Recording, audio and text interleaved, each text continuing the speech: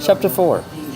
I walked to the center of a blank clock and looked over to see Twilight laying on my arm. I leaned in and smelled her mane. Lavender. The smell of a purple flower for the most beautiful purple pony I know. Her mare was a mess. It must always be in the morning. I pushed her off me, gently kissing her cheek, and went downstairs. Spike was making food when he saw me. He was shy and spoke. Chase, you and Twilight are you like, you know? I looked at him. Are we what? He looked nervous. Never mind. So, want breakfast? I smiled, heading over to the bookshelf. Sure, but nothing too big. I floated a book over titled Physics of Equestria. Well, I should probably learn what makes this world tick. I set the book on the table to read later and walked over to Spike to eat my food. Like I asked, it was nothing too big. I ate up. I hadn't eaten last night, so I was hungry. I lay back on my stomach, feeling content with myself. Then I heard hooves on the wood floor. I looked to see Twi sitting there with her mate still in a mess. Good morning, Twi. Sleep well? She walked down the stairs and up to me. You know I'll always sleep well with you next to me. I looked at her and smiled. You know, Twi, I've never kissed a mare. She looked at me with a beautiful sparkling purple eyes. I've never kissed a stallion, you know. My eyes widened. I think I know where this is going. She closed her eyes, she leaned into me. I leaned in to meet her halfway. The minute our lips made contact, the door burst wide open, and then there was a short gray pony with a black mane and red tail, and her cutie mark was a big red circle with a cross through it. It made me think of my mother, but it couldn't be. She was dead. She wasn't dead, was she? I decided I had to say something. Can we help you? Her face turned red with anger. Again, like my mother. Oh God, please, no, it can't be her. What are you doing with that animal, Jace? She walked over to me. Mother, is that you? She grabbed my mane with her jaw and began dragging me out the door without a response. My natural reaction was to tap her right out of her grip and next to Twi. She turned and glared at me and began to fan something once more. I had no choice but to use magic. I picked her up and said, if you have something you want to say, then say it or get the hell out, Mom. She looked at me angrily in my mad fear and spoke. Chase, you put your mother down this instant. I sighed. Yes, death can't change something. Some things. I stared down. Okay, Mother, why are you here? I could see the anger in her eyes. I'm here to take you home and away from animals. She eyed Twilight. I turned to Twi. Maybe it would be best if you and Spike were in the other room. I tried to smile, but couldn't. Twi just said, Spike could walk in the bedroom, or could wait in the bedroom. She then ran up to my ear. As for me, you need me right now. I'm not leaving. She was right. Okay, Mom, please take a seat. Let's all talk this out. She looked offended, but complied and sat down. I mean, why is she not offended?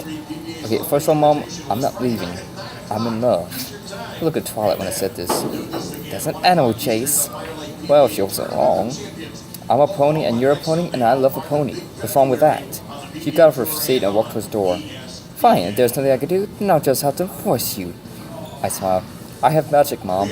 I'd like to see you try. She turned to me. You wouldn't dare. I frowned. For Twi, I would do anything, Mother. She seemed surprised at that. You used to be such a good boy, Chase. What happened? I was so angry. She didn't even realize that I was always unhappy. Of course she didn't. She only cared about herself. Mom, I was always unhappy. Didn't you even realize the pain I was in? She looked like she had no idea what I was talking about. Did she really not know my pain? Shut up, boy. You had everything. Money, food, family, and God-given knowledge. What a shocker. She was bringing religion into this. I rolled my eyes at what she had said. Do you really think I was happy? I was so miserable in that place. So I looked at me with confusion. What does God mean? I turned to her. Well, I'll explain it later. At this point, my mother had left. I guess seeing that they lived without God was too much. After what had just happened, I hope I can keep where I am from a secret. I'm not even sure how 20 other ponies would react. They'd be mad? Or maybe they just won't care in the slightest. Let's just hope it never comes to that. Chase, are you alright? Twi said, stepping me out of my deep thought. Yeah, just thinking about what to do with my mom. I leaned in and rubbed my hoof around Twi and said, what do I do, Twi? She put away, looked at me in the eyes. Well, I guess I could send a letter to the princess. Looked deep into her sparkling purple eyes. You're so sweet, Twi, but this is a family matter. I must deal with it on my own. I looked over at the clock that hung right between two bookshelves. 11:33, nearly noon. It seemed like an hour, but we had been here arguing with my mother since 7. Man, how time flies when my mom is screaming at me. So Twi, want to grab some lunch? He turned to me and smiled. Sure, how could you something to eat after what just happened? We began walking out the door when Spike peeked his out from upstairs. Is the crazy lady gone? Twi and I just left as we walked out the door. We arrived at the restaurant and took a seat outside. Our waiter promptly ran up to us. Hello, is there anything I can start you off with today? Twi looked down the menu. I really wasn't that hungry. I'll just have water, I said, not knowing what kind of food they actually ate here. Twi just said water and a large order of hay fries. The waiter ordered to prepare our food. So, Jace, what did your mom mean about God? I looked her in the eyes, considering my options. I could tell her everything, which would be my last resort. What can I tell her? It's just a dignity she has for Celestia. She's looking for more puzzled. Okay, so why is your mom an earth pony when you're a unicorn? Oh, I never met my father, but my mom told me he was a unicorn. She needed them more. I could tell she had another question. What does your mom's key mark mean? Oh shit, I had no idea. I actually don't know why. The second I said that, our food arrived, leaving Twi with a confused expression on her face. Well, time to eat. It's good. Trying as hard as I could to get her mind off the subject, I could tell she wouldn't drop it. Geez, there must be something you're not telling me. My heart sank just the thing I didn't want to hear. Good time, Twi, but for now I need to have my secrets. I felt the pain in my heart. I hated lying to Twi, and I hated keeping secrets, but I don't know how Twi would react. She could hate me. I could never live with myself if something like that ever happened. When only one hay fry remained, I looked at Twi. Rock, paper, scissors? We laughed aloud. No, you can have it, Twi. She blushed. Oh, what a gentle pony. I floated the fry over to her with my magic. She gave it out the air. And what do you want to do now, Twi? She put her hoof out to the bottom of her mouth to think. Well, you haven't met Sakura yet, have you? I pretended to think. No, I don't think I have. Where does she live? Twi had looked at me strangely. Probably because Sakura lives in the forest. Well, she lives in a hut near free, and she's a zebra. I put on a smile. I wasn't too happy about going into the forest, but it was actually safe in the show, but why not? Cool, just let me pay and we can leave.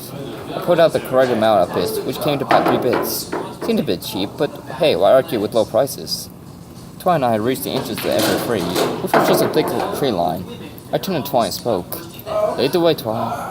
She began to walk slowly. Twi, are you okay? You look kind of scared. She turned to face me. Well, the forest can be a bit dangerous. I smiled and poked out my chest. Oh, don't worry, Twi. I'll keep you safe. As I walked into the forest, I stopped to let Twi catch up. She walked up beside me and led me down a semi-made path to Sakura's.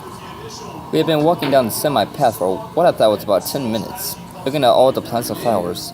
This forest was really a beautiful place to be, especially with Twi. She could name all the plants and what their properties were. I could tell Twi really liked showing off her knowledge. It didn't really matter what it was, she liked talking about it. At one moment, Twi stopped suddenly and I bumped into her. Hey, what are we? I was cut off.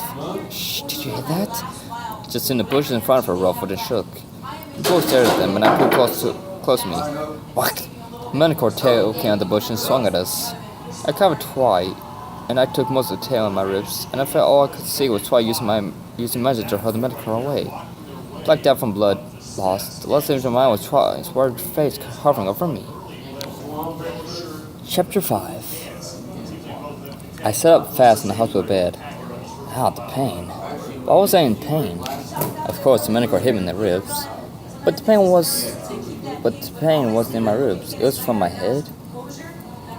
I reached up to feel my head with my hand. Wait a second, hand? Vanishing covered my eyes so I couldn't see everything was dark. I started pulling out the head wrap. I could see my white fleshy body, and I began screaming and pulling my skin. 2 nurses ran into the room and yelled down my arms, yelling, "Calm down, sir, it will be alright." I instantly stopped. I was shocked by the nurses' appearances. After all, I hadn't seen any humans for a while now. With them still on my arms, I asked, why am I here? Not the first time I've wondered that. They just looked at each other confused. Sir, you were in a coma. It's been 2 weeks. I just sat there and still was silent. Just kill me. They looked surprised at my request. Said kill me. I can't go back to her. The smallest nurse spoke up. Sir, are you talking about your mother? I nodded and got out of bed, tearing the ivy out of my skin. I'm leaving. I walked out the door and ran down the hall. I can't believe they just let me get up and walk out the door. I reached out to my wound in my head. I felt it under the bandages. It felt like a hold in my head.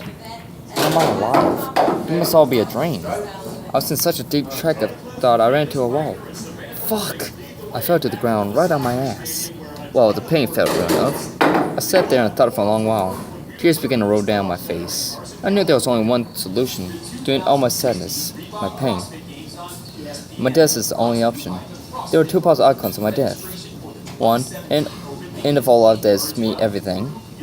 I go back to Quetria and Twilight my love. Was it worth it? I sighed. If it meant getting away from Mother or getting back to Twilight, I would have to do it. It was the only option. Well, I could just live with the life I have. No, I couldn't live here. Well, I guess I'd better plan my death. Something clean. I don't want to make a mess for some poor guy to have to clean up. So I could tame myself. No, I don't want my body being found like that. Let's see, what else could I do? Well, I am in a hospital. I could do OD on some weird drug. Cool, now I got a plan. Just a simple OD. The moment I finished, I thought the two nurses that I first saw had walked up behind me. Sir, are you alright? I looked up, still sitting on the floor. Yeah, I'm fine. Could you help me up? They helped me up off the floor. As I staggered a bit, I was still not used to my two legs. I felt my wound once more. How am I alive? Two nurses just looked at me. Sir, would you like to lay down? Your mom's room is this way. Everything in my head was screaming, no, run! But I followed them back down the hall, which to my surprise was nearly empty. There was a janitor mopping down the floor, but that was it. There was nothing else. I wonder if this is a dream. Well, it felt like a nightmare. Okay, let's see. I lost so much blood when the medical hit me that I was put to a coma in Equestria. Yeah, an even better reason to find it ended. It's funny, a normal, healthy human wouldn't embrace death so easily. And the nurses had reached my room, and we walked in and they told me to lay back down. As I got into the bed, they told me they would go get my mother, who had come by every day since the accident. The moment they left the room, I started looking around for a bottle, a pill, anything that could do the trick. There was one on my bedstand. I suddenly read the label on the bottle. The minute I read it, I was hit with a confusion. It read cyanide. Okay, so why would they have this in a hospital? Well, my lucky day, I guess. Bottoms up. I sat there wondering how long it would take for it to take effect. My eyes closed, and when I opened them, my left side hurt and I had hooves. I was in the point of a hospital, and a certain purple point was fast asleep right next to my bed. I smiled and leaned over and kissed her forehead. I lay back on my bed, not closing my eyes, in fear of slipping off into the hellish world again. Okay, there it is. Sorry it's a little short, but I would be getting back into the rhythm of running every day. And again, if you wanted to see something happen in the story, just tell me. I consider it your guys' story as much as mine.